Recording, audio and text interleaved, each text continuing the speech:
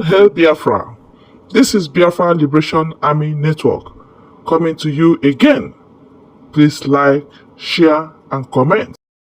A formal expression of dissatisfaction has been filed. PM Simon Ekpa'S defense lawyer Carl Gumares. So lawyer Mazi Simon Ekpa has actually filed a written expression of dissatisfaction. If they were dissatisfied, they didn't accept the ruling of the court at the Paijahami District Court that day that actually came up with a 6-year jail sentence for Simon Ekpa. So if I have update, the update to say following the Paijahami District Court verdict, Ekpa'S defense lawyer Carl Gumares confirmed to that a formal expression of dissatisfaction known as tetrahydrotomidine ilmaus in Finnish legal terms has been filed against the entire ruling. So they have filed, they are dissatisfied with what transpired at the Paijahami District Court. So if I have updated since yesterday, this news updates now fly, and I said I deemed it fit to bring it to you guys to also see and hear what is actually ongoing. So as this case continues, Maka, it is not over until it's over. So he's taking it upon himself to file this dissatisfaction, concerning the outcome of that court ruling that day. So if this particular Mares, God bless you for correcting me. I have earlier said immediately as soon as that judgment was passed on, he said it is appealable, that kind of case must not stand, and it can never stand. Why? Because his client has never violated the constitutional fundamental law of the EU Charter and UN Charter. Good morning, good afternoon, good evening, and good night, wherever you're watching us from. It depends your time zone. Glory, like I said, be to God Almighty, because a hero, they say, doesn't die in the war front, and a soldier doesn't fight to finish; he fights to remain in order to continue.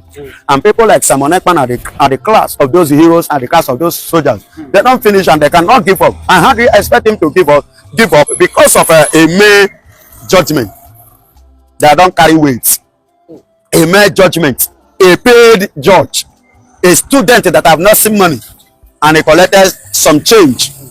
Though that is why he messed Finnish government up, because they have a corrupt leader as a president, person of Alexandria stuff, because he's corrupt.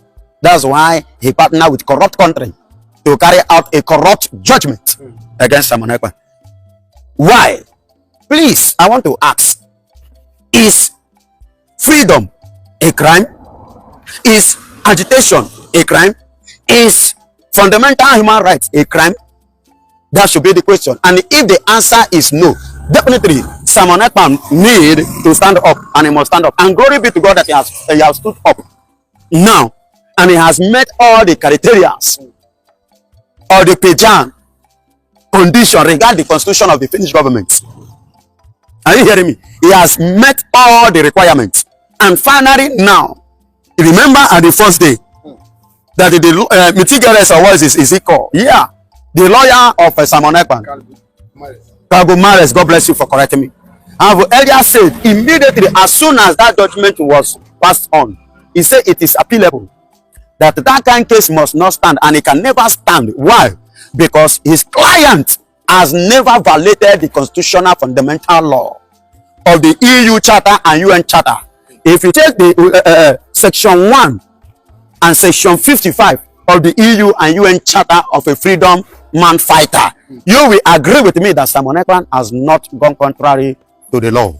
So he still stand according to the law to push and to continue pushing of what he's fighting for, or looking for, or agitating for, whichever way you want to qualify it, or the language you want to use to clarify yourself. You understand me? So far so good. The USB in person of Ngozi Orabeze, the United COS, United States of Biafra, COS chief of staff, have as well come out, and she said it as well earlier, that it is appealable, that Biafrans should not be panicked. There shouldn't be panic because of what this judgment that just passed on, or that just come up from the Pajaman court in Finland, a paid judge, a very lower court, that passed that illegal and nonsense judgment against our PM, Prime Minister. Now they have collaborated together in conjunction of what mitigators have written against the judgment, and they have submitted to the low court. I don't know what this exactly, the district court. That is the low, I call them the low court. So the district court. Now, the district court taking it to appeal court. And when you take a matter to appeal court, you have 30 days according to the law. Regard to this.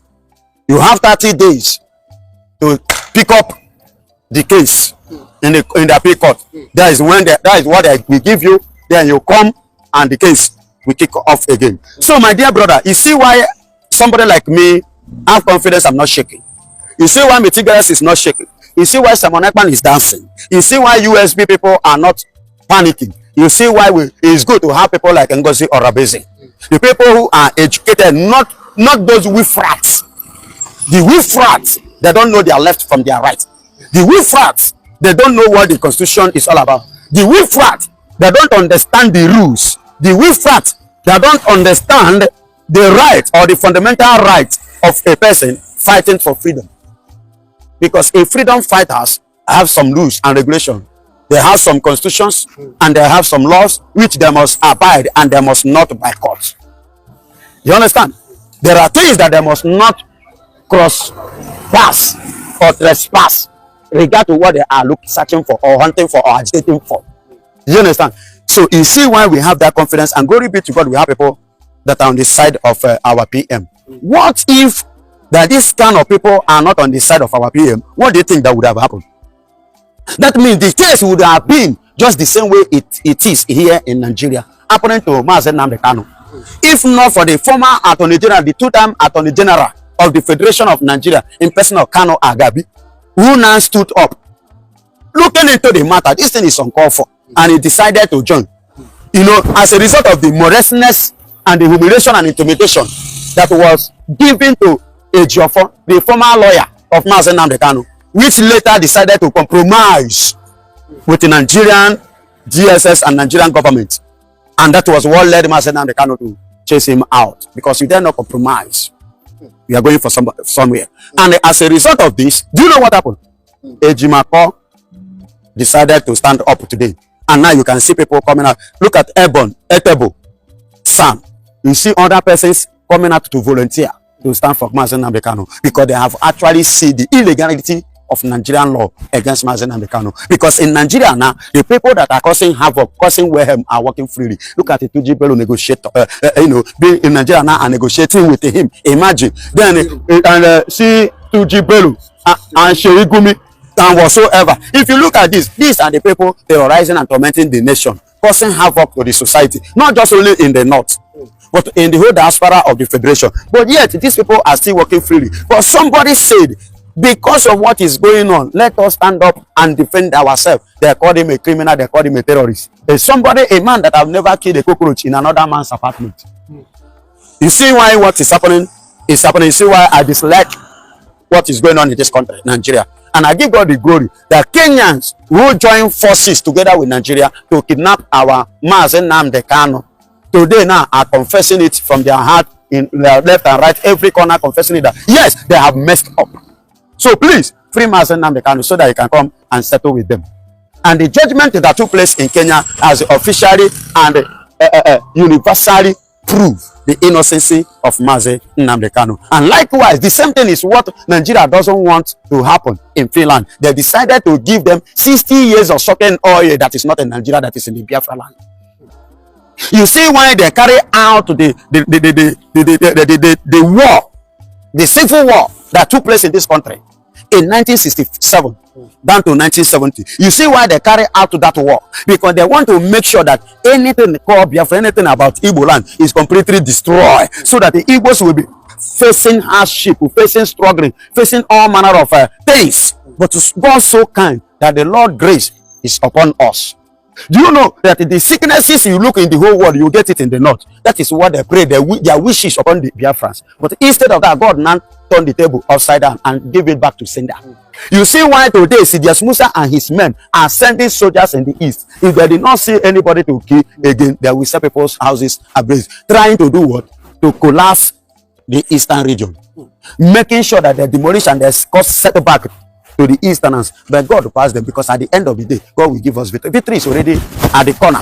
I don't know whether you get it. See, let me tell you, what is happening in the east can never be compared to what is happening in Borno. How many times has Sidious Musa knocked at the people's door in Borno State to pick up their young youths? How many times have he set houses ablaze? Maybe they didn't offend him. They did not offend him. Probably. Now, how many people have been killed in Borno? He said IPOB are kidnappers and ritualists. IPOB are kidnappers. Have they kidnapped his mama? Have they kidnapped his papa? Have they kidnapped any of his Probably he's not relations? staying in the southeast. He's not staying in the southeast. There's no time mother is not staying in the southeast. He's not staying in the southeast. Okay. Because he said the region and location are occupied or by criminals, by kidnappers and ritualists. So you know Then who are the ritualists and who are the criminals? The Who are the IPOB? The IPOB simply means indigenous people of Biafra. They are not terrorists. They are not criminals. Look at the case. What happened in Finland? Did they call IPOB?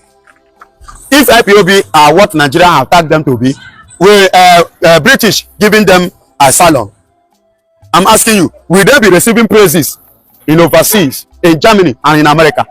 Will any governor of California giving them a date to celebrate their day every 14th of June? Every 14th of June have been mapped out in America. I think California, yes, to be precise, to have their day. Is that also? So if they are what Nigeria have labeled them to be, all these things wouldn't have ever be taking place in overseas, in a foreign land. But because we are innocent of what they are accusing us of, and that is why in overseas they are celebrating us, and that is why in overseas they are giving us kudos, and that is why in overseas they give us a listening ear, and that is why in overseas they are giving us attention that we needed, and that is why in overseas they are giving us recognition, and they are giving us a welcome warm statement.